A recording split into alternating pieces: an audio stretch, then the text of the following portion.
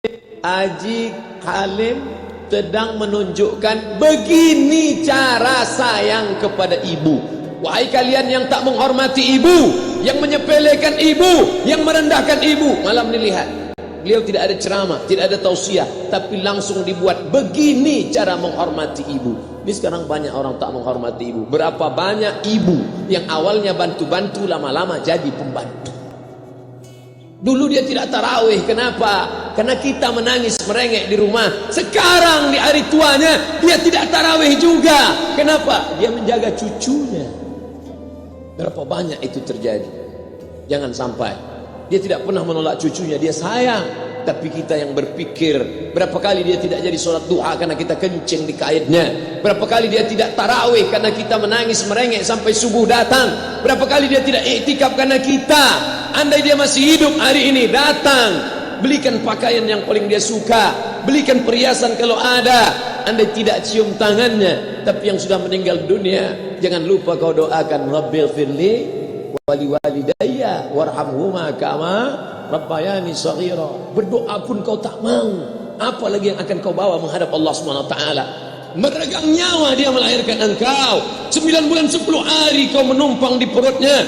2 tahun kau menyusu, melahirkan, menetes darahnya dalam badanmu. Andai kau gendong dia dari Palembang, jangan sebut Palembang lah Pak Ustaz, dari Pekanbaru Riau, kau gendong dia sampai ke Makkah, kembali lagi, belum tentu dapat menebus satu teriakannya saat melahirkanmu. Lalu apa yang bisa kau lakukan? Datang seorang ibu pergi ke tempat servis HP. Nak, tolong anak lihatkan HP saya rusak kayaknya. Dia periksa, ini enggak rusak bu. Terus, memang anak ibu enggak nelpon. Kenapa kau tidak telepon? Datang dia ke rumah anaknya. Nak, ibu enggak ada uang mau buka puasa, bisa minjam 100.000. Apa kata si anak? Sebentar ya ma, aku tanya istriku dulu. Ini Ustaz dapat dari mana? Ada yang kirim WA grup. Jadikan ibumu seperti raja, maka rezekimu akan diberikan Allah seperti rezeki raja-raja. Bukan hadis, dapat dari grup WA. Ini ibu minta terus sholat tarawih, tapi sang anak sudah tidak bisa. Aku mau hentikan saja sholat tarawih ini, karena mau buat tenda ini tidak bisa. Tiangnya bambu, sudah bocor. Kita stop saja sholat tarawih bersama ini. Apa kata si ibu? Buatlah sholat tarawih terus, nanti Allah akan berikan engkau gedung yang besar. Dengan gedung besar itu kau akan tetap sholat tarawih. Mana gedung besar itu? Inilah dia gedung besar. Langsung dikabulkan Allah Subhanahu wa taala. Karena setelah Allah langsung orang tua. Wa qadara rabbuka alla ta'budu illa iyyah. Allah sudah wajibkan engkau menyembah Allah. Setelah Allah, wa bil walidaini ihsana. Kedua orang tua. Jangan kau lawan ibu. Kayak anak-anakku, jangan kau lawan ibu.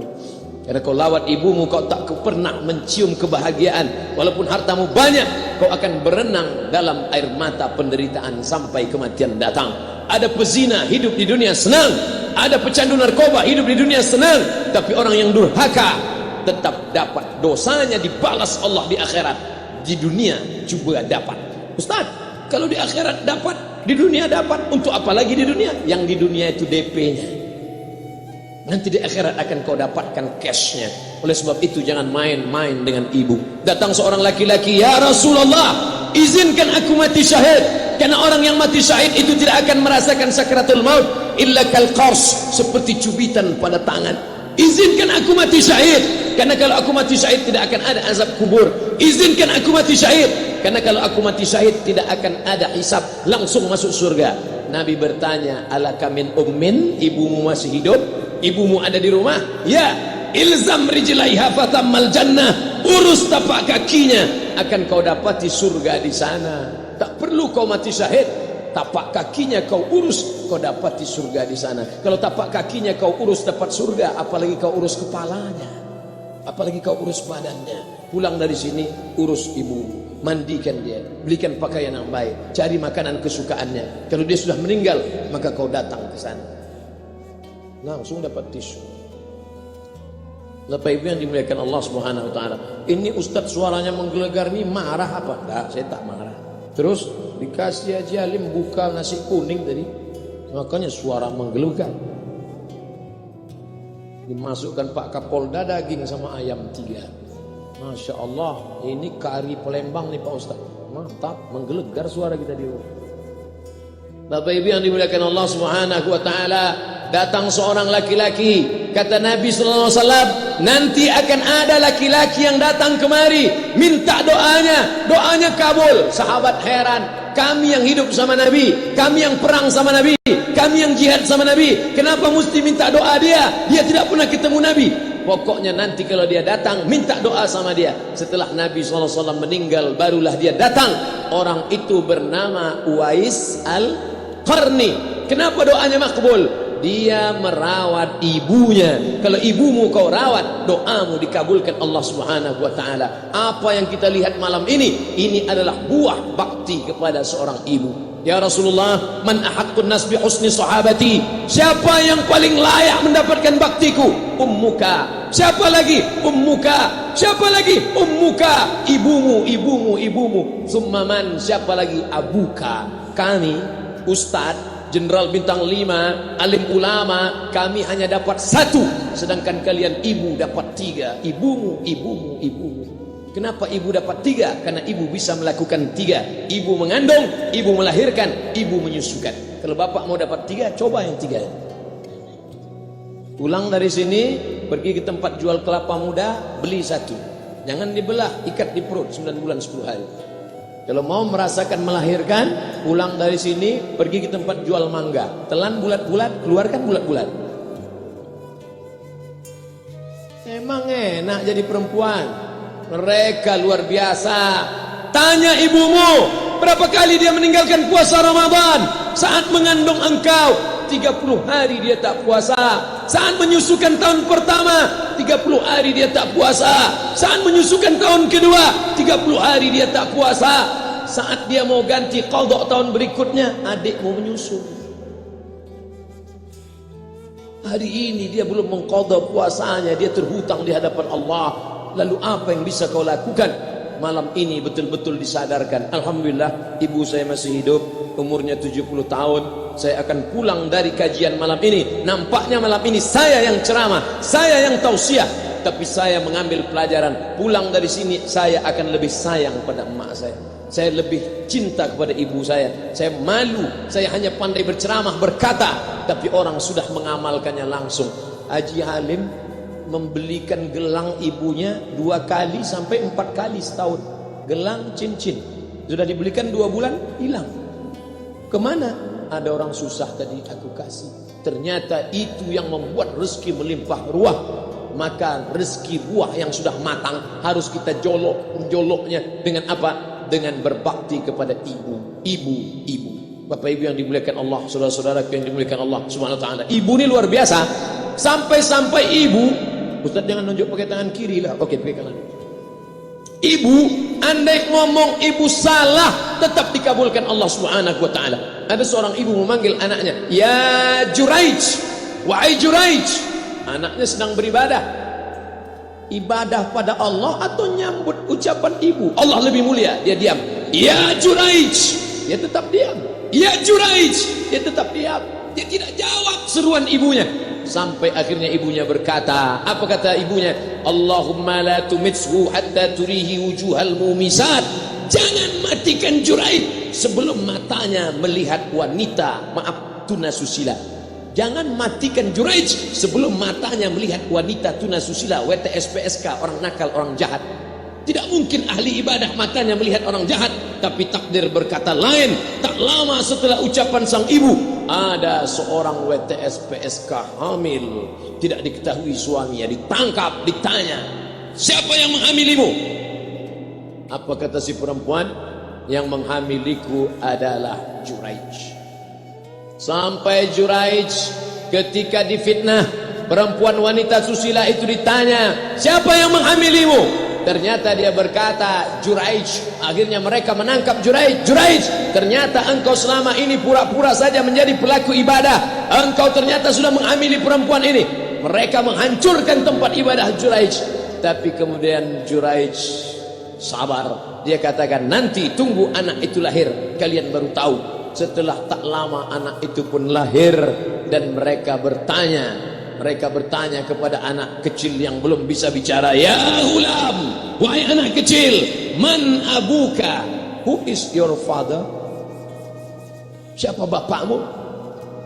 Hai anak kecil, siapa bapakmu? Juraij menusuk pusat anak itu dengan telunjuknya. Dia mau tunjukkan kepada orang ramai bahwa dia tidak salah, dia tidak pezina, dia tidak melakukan perbuatan dosa. Ya ghulam, hai anak kecil, man abuka, siapa bapakmu? Apa kata anak kecil itu? Cowboy, sapi, boy penjaga sapi, pengembala sapi, bapakku pengembala sapi. Barulah orang Yahudi tahu ternyata ra'il ghanam yang menghamili PSK perempuan jahat tadi adalah penggembala sapi. Lalu kenapa fitnah itu terjadi?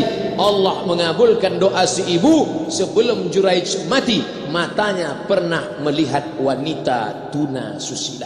Oleh sebab itu ibu jangan sampai kalau marah sama anak memanggil anak dengan kata-kata yang tak baik. Hei setan, hantu. Kalaupun marah panggil dia, calon wali kota.